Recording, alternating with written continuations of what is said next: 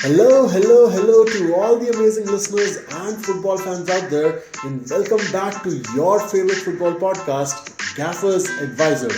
This is your host, Siddharth Kathuria, and I would like to take this chance to wish you all a very happy New Year 2023. Welcome back to the very first episode of the New Year and the very first episode from where Gaffer's Advisor goes video. Following the New Year same me trend, I will start by reminding all you lovely people to hit that like and subscribe button if you still haven't done so. I don't just say it but also believe in it that without your love and support, Gaffer's Advisor is nothing. This is the reason I always say it is your favorite football podcast. So try being the Hulk and smash that like and subscribe button. And no, I did not mean the Hulk from Brazil.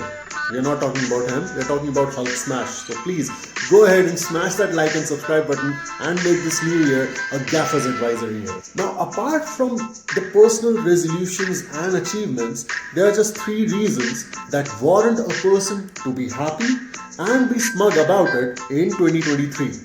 The first is if you are an Argentina fan. I mean, what a finale to the World Cup in Qatar.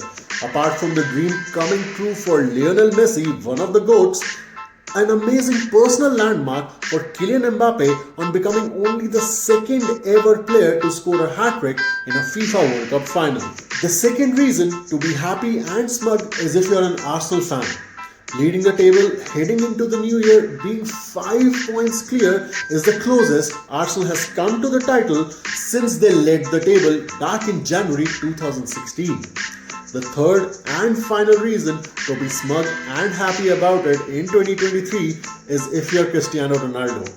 The man has not only scored the biggest paycheck in the history of football paychecks, but has also bent the laws of one of the strictest nations in the world to his will. Saudi Arabia government or kingship has decided to allow Ronaldo to share a residence with his partner despite the country's laws that prohibit any unmarried couple to live together. But I digress.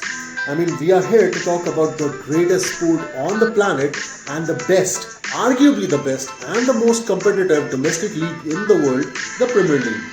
The World Cup has ended, but the Premier League continues to dish out surprise and shockers game week after game week. We are roughly 18 to 19 weeks in Manchester City, the defending champions, have dropped more points in the past 5 fixtures than Arsenal, Newcastle United, Manchester United, Liverpool and even the Bees, Brentford. Chelsea, on the other hand, is a club hell-bent on not wanting to align with the other top 6 contenders and trying its best to move to the bottom half of the table. But let's dive a little deeper into the clubs and their recent form and the upcoming expectations, starting with the surprise leaders, Arsenal. If ever there has to be a redemption story season over season in the modern day game, it has to be Arsenal Football Club. From their worst start to a league season in their history, to coming back the very next season and absolutely bossing it so far. If we talk about the past 5 matches in the league, the Gunners are in scintillating form, having dropped just 2 points, and that too in their most recent fixture, a goalless draw at home against Newcastle United. Mikel Arteta has played more or less a very similar starting lineup in the same 4-3-3 formation, with players like Saliba, Gabriel, White, Odegaard and Saka being one of the most heavily involved. The manager Mikel Arteta invested in 5 major players in the summer, and the former Man City duo of Gabriel Jesus and Alexander Zinchenko seem to have cemented a place in the starting 11, with Fabio Vieira proving to be a worthy substitute. Given that Gabriel Jesus and Emil Smith-Rowe are still out injured, this makes the next fixture a very crucial one for Arsenal, especially considering that it is a London derby against their arch rivals Tottenham. If the Spurs continue to remain as inconsistent as they have been lately, this London derby should mean all 3 points to Arsenal at the Tottenham Hotspur Stadium. Next up are the defending champions from the blue part of Manchester, the second placed Pep Guardiola side of Manchester City. If we speak of the recent performances by the citizens, they have won a total of 3 matches out of their 5 fixtures with a drop of total of 5 points from the maximum 15. Manager Pep Guardiola has favoured the formation of 4-3-3 in general. However, he has chosen to play with 3 at the back in some of the matches with a heavy reliance on the names like De Bruyne, Gundogan, Rodri and of course Haaland, to name just a few. After having signed Erling Haaland from Dortmund at the start of this very season, the citizens expected a whirlwind of goals and victories, but only got half of that wish, as all Haaland delivered were the goals, scoring 21 of them in this season alone so far. Speaking of the transfers, apart from Haaland, the Etihad also welcomed 4 more players in the summer, but out of those 4 players, only Manuel Akanji seems to be the one who has successfully made his place in the Man City lineup. The good news for Manchester City is that their injury list is not even a list, but just one name of Ruben Dias, so manager Guardiola has almost his entire pool of players to choose from for the next fixture. With the citizens set to travel to the red part of the town for a Manchester derby next up, Pep Guardiola would do well not to take this trip very lightly, but in fact to consider that the next fixture takes place at the Old Trafford against a very much in-form Manchester United side, who will be even more motivated considering the way the last derby match had ended. All in all, a spicy contest is expected from this Manchester derby, with the home side expected to edge out the visitors. From the blue part of Manchester, we now move to the red as we reach the home of the Red Devils at Manchester United. Battling mediocrity and toxicity from all around for roughly a decade now, the once glorious Manchester United are now 5 years running without a major silverware. The one thing that was glorious for the Red Devils was their transfer window at the beginning of the season, which saw names like Casemiro, Lisandro Martinez, Antony and Christian Eriksen arrive at the Old Trafford. With the exception of Tyrell Malacia, all the new signings have settled in well under the management of Erik ten Hag, and more or less have cemented their place in the starting 11, albeit with some rotation. The form being enjoyed by Manchester United is also good, as they have 4 wins in their last 5 league matches, and with the one loss which only came to Aston Villa back in November. Enjoying a purple patch of form, Marcus Rashford is definitely one of the players the manager relies upon in his preferred formation of 4-2-3-1, along with a few other names like Bruno Fernandes, Fred, Casemiro, Varane and Martinez. Talking about the players who are out of contention for the Red Devils are Jadon Sancho, Axel Tuanzebe and Donny van de Beek, as manager Ten Hag is expected to go ahead with the strongest starting 11 he can pick for the next match against arch rivals Manchester City. With the home form being enjoyed by the Manchester United side, it is tough to bet against them in the upcoming derby, but one can never afford to count the Guardiola side out.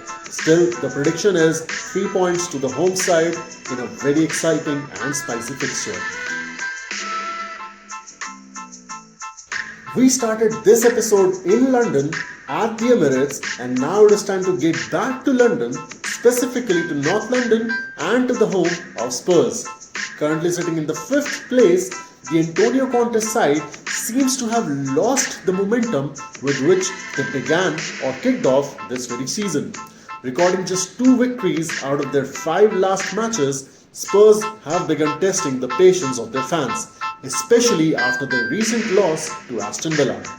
However, because the Spurs lineup boasts of names like Harry Kane, Heung-min Son and Ivan Perisic, just to name a few, people seem to forget the long injury list and the crucial names that Spurs have on it.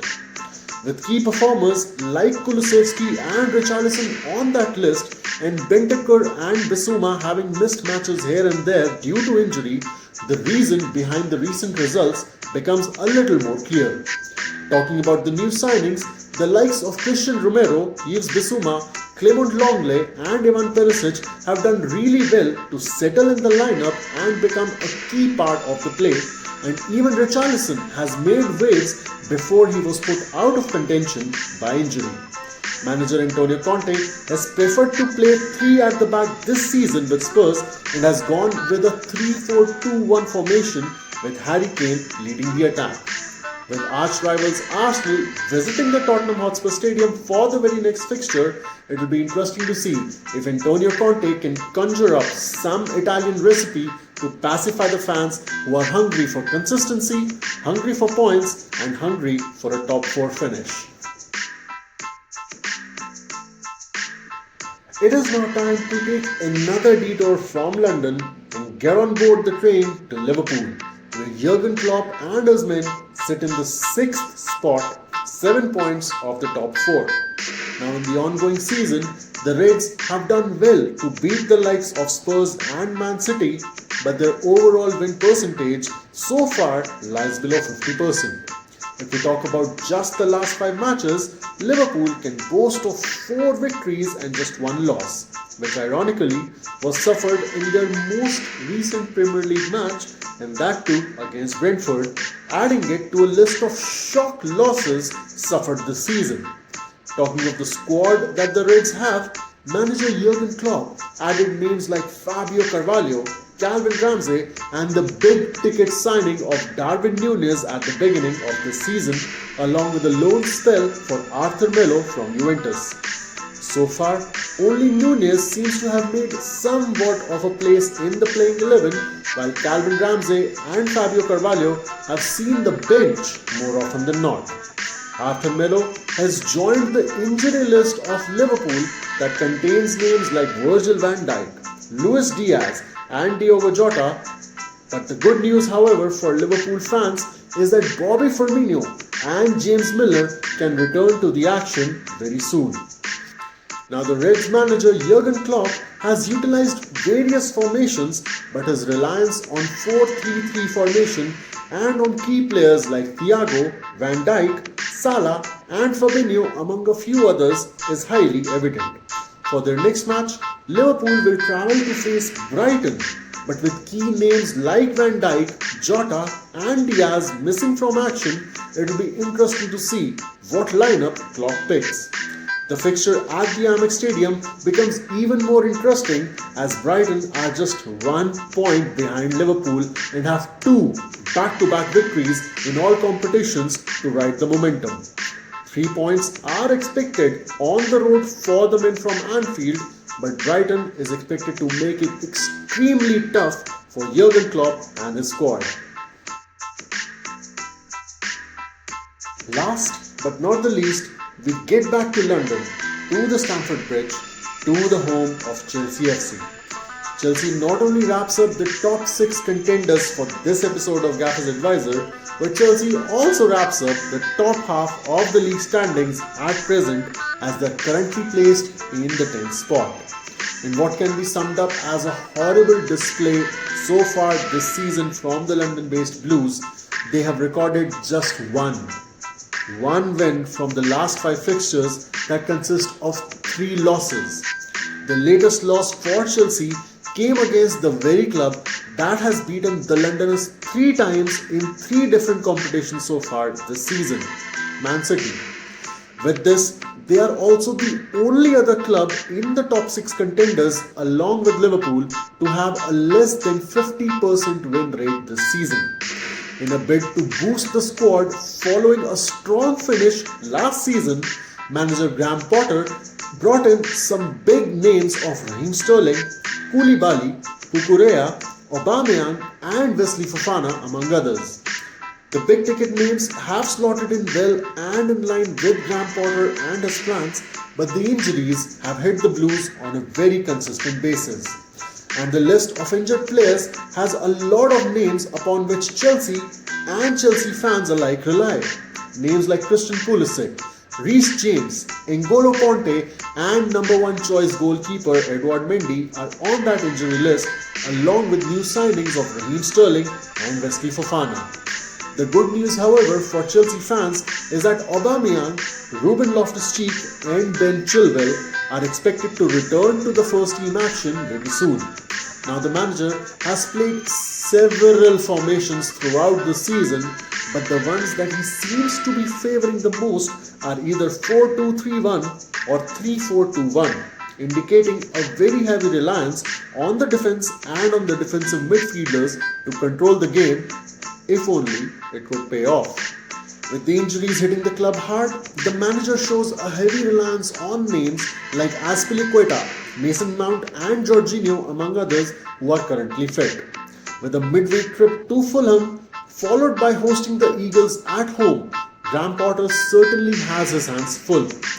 The two upcoming fixtures, however, are a good chance to improve upon that win rate by getting the 6 points, by getting 2 victories, but given the inconsistency and the injuries, it seems like it will be tough for Chelsea to get those back-to-back league wins, something the club has only done once this season, way back in October. With that, we reach the end of the very first video episode of Gaffer's Advisor and the very first episode of 2023. If you happen to live in Toronto, Canada, keep an eye out for Gaffer's Advisor and maybe we can talk some football on camera. Another reminder to hit that like, subscribe and follow button as Gaffer's Advisor only exists because of your love and support. Meanwhile, the Premier League rolls on and Arsenal look like the unlikeliest of the leaders this season. Can the Gunners pull off a Leicester in 2023? Light up the comment section with your predictions and your feedback. Please share the podcast with your footballing circle, and until next time, this is your host and Gaffer's Advisor, Siddharth Kathuria, signing off.